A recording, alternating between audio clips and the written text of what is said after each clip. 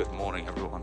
The return is here, 168 days later since our last game at South Park. We're back. Today is a very strange day, so I have Ashford Town Middlesex versus Guernsey in the Isthmian League. Very, it's weird, nervous, excited, the whole shebang. So there are a couple of things that we focus on today. After having an extended period out, 168 days, it's the better part of 5 months away.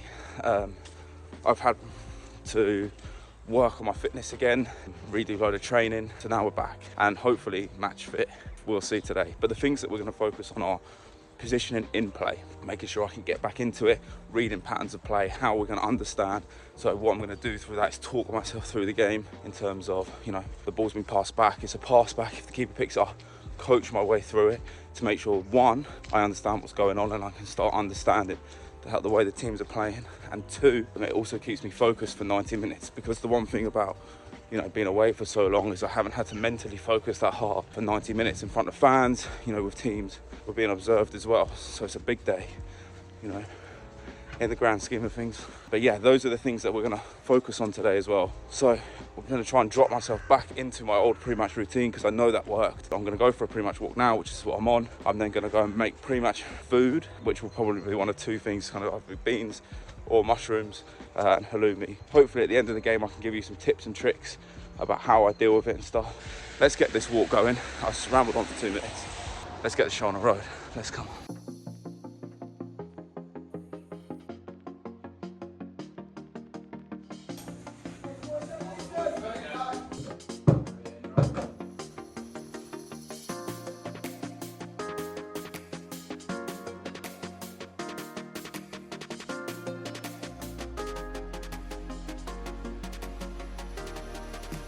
Okay, so we're in the car, game is done. Guernsey won 3-1. So it was 1-0 at half time, and it was 3-1 at the end. It was a very bitty game. Yeah. We had a lot of kind of those horrible things you have when you work in a team where you don't want to cross. There's so many little fucking pings here and there. Yeah. So how do you, as an assistant referee, what do you do to prepare for that? Because I think for us, it's just a case of we're there to assist you. Yeah. So it's just a case of holding our flag, keeping it neutral, rather than even swaying you. So looking at me and see what I'm doing, yeah? Yeah, to kind of allow you to take it, allow yourself to settle in the game, and allow us to kind of make sure that we're supporting you by just allowing you to lead us in. Yeah. Because they weren't really in our credibility areas, they're more for you to lead. Yeah, no. So, three things I want to talk about. One, penalty, number one. Yes. Played an advantage. Like that. No, it was a nice moment. You loved the moment. No, it was a really good bit of refereeing. Like I say, there could have been a bit of rustiness first game back, like I said, but to play a good advantage for a foul, which not many people saw. Yeah. And then give a penalty.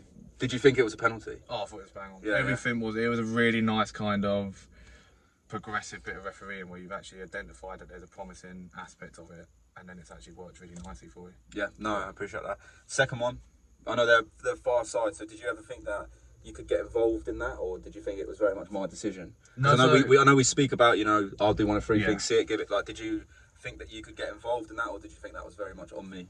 No, I think, especially obviously being bench side today, I think when it's on the far side, I think rather than trying to feel as if you can get involved because you can't. Yeah.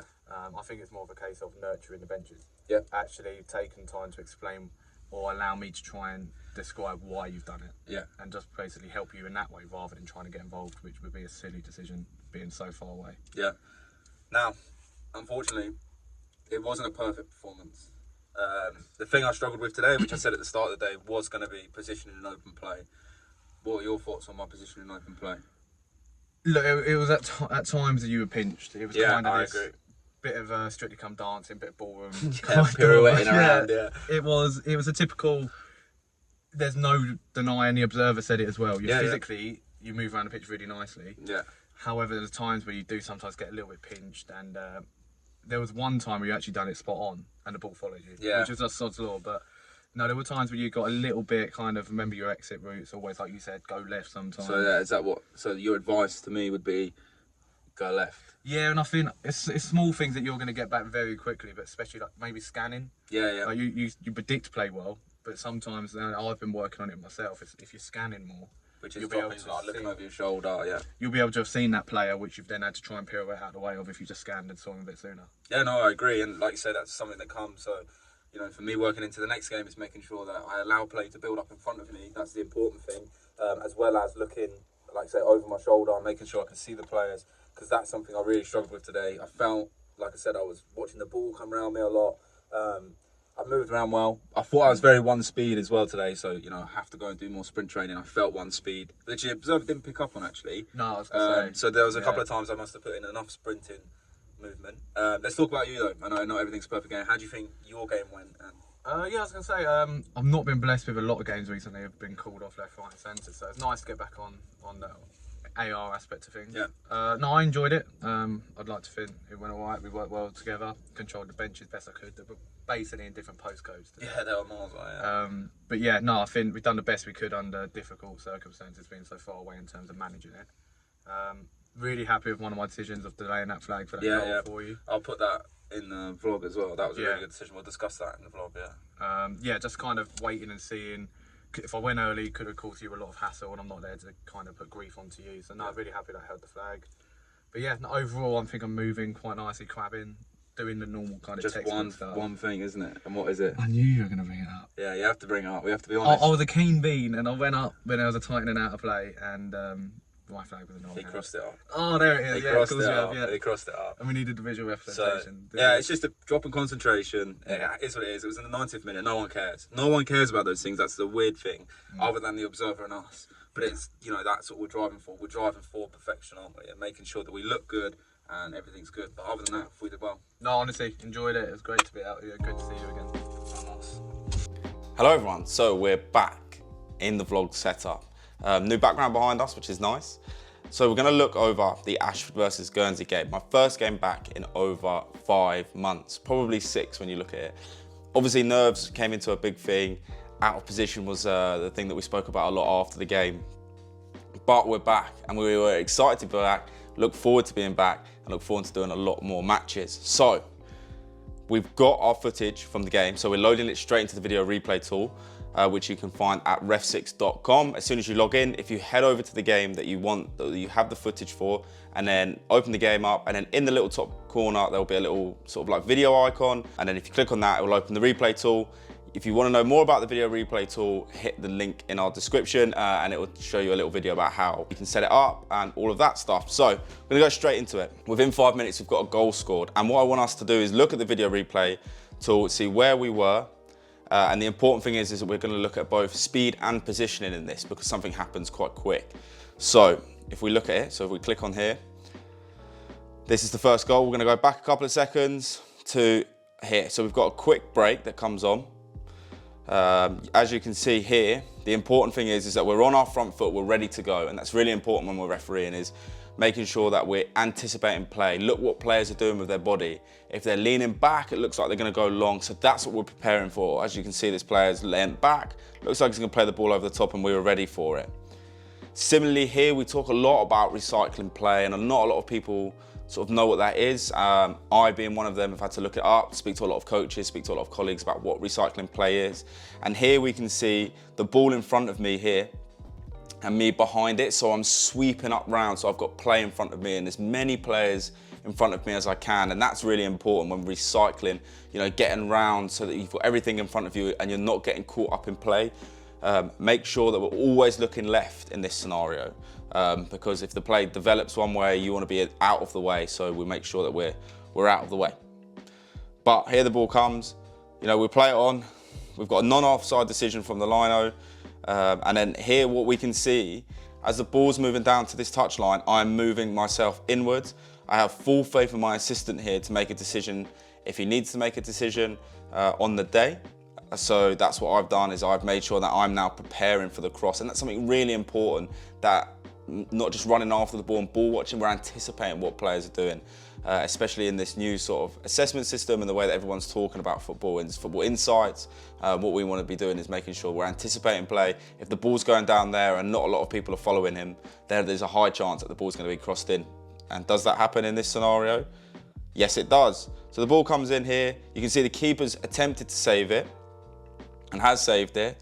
Now the important thing is here, is as a goal is being scored, you can see me in this little corner here running in, because as we have reacted to the goalkeeper parrying the ball, and that's what we have to look at. We need to make sure that we're alert and aware at all times, that we follow the play in. So even if the keeper does catch the ball, we're following it in just in case a player gets an afters, or for example this, he parries it straight to an opponent, and then here obviously we're right in front of it, just here, and this means that we can, you know, be on top of it. But what is important as well is, if we look at another bit of detail on the video replay tool, is you can see my speed really picks up with the quick break and then slows down drastically. And this is because when we're in the right position, we need to stop, set ourselves, because that's an easier way to sort of concentrate on a decision. We don't want to be making decisions when we're running at 100 miles an hour. We want to get into position, slow, breathe, and then we're able to make better decisions because our mind is more clear and clarity.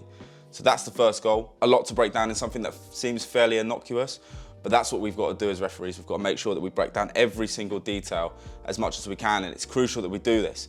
Moving on to the second point, which I think is the best point, and this is a penalty here. But it all stems back from what I would like, in your opinion, in the comments, if you think I delayed the advantage too long or not long enough. So here we are again on our front foot. There's a lot of players in between us, so we have to work hard to get an angle. We're sort of preparing for something. There looks like there's a foul going on here. We'll make the screen bigger as well. Here it is. So we look like there's a handball going on down here. They're all screaming, they're all shouting. I'm waiting. You can see I'm close to play. And then we've got a break-in line pass. We've played the advantage one-handed. So with this, we want to be shouting play on advantage, and that's crucially important. And then from here, we have a penalty decision where he pushes in the back, doesn't play the ball. So we've pointed straight to the spot, walked over to the player, and then, you know, dealt with a few participant behaviour, but nothing major. Quick, easy yellow card. Isolate the player, which is important. Everybody knows who you're cautioning. Take the sting out of the situation, let them all breathe, and that's really important. And then a nice yellow card. Make sure they're looking at you rather than playing with their socks. That's really important. So if we go back, do we think I delayed the advantage a little bit too long? Is the question. There it is. So the ball comes over the top, like we were saying. Should we be giving the free kick here for the pull? There's a lot going on. There's still a lot for that player to do. I'm still waiting. There's still two players there, and then we're playing the advantage. Is that a good advantage? Is that safe refereeing? Let me know in the comments. On the day, I thought, wow, this is great. Advantage that leads to a goal scoring opportunity and a caution. The observer backed me on the day as well. But if we're being really critical, should I have just given the free kick straight away?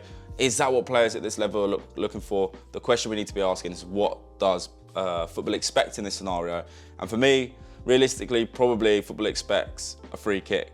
So I've gone a bit brave and I've got a bit bold. Maybe I've got a little bit too confident in my first game back, but I still think it's a good decision from me at the end of the day.